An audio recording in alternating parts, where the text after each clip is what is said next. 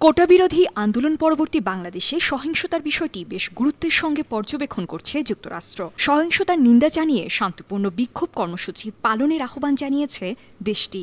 স্থানীয় সময় মঙ্গলবার ওয়াশিংটনে মার্কিন পররাষ্ট্র দপ্তরের নিয়মিত প্রেস ব্রিফিংয়ে এসব কথা বলেন সংস্থাটির মুখপাত্র ম্যাথিউ মিলার। প্রেস ব্রিফিংয়ে যুক্তরাষ্ট্র প্রবাসী মোহাম্মদ সাবের ওরফে সাবিরুল হক তালুকদার ওরফে জ্যাকব মিল্টন বেশ কয়েকটি প্রশ্ন করেন। তার প্রশ্নগুলো হচ্ছে: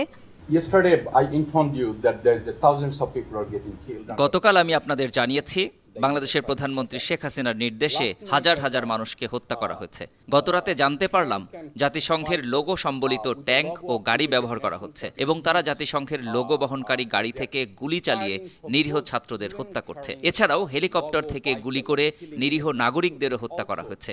দেখে মনে হয় দেশটি যেন গৃহযুদ্ধের দিকে যাচ্ছে। Country is going into a civil war, number one, and number two.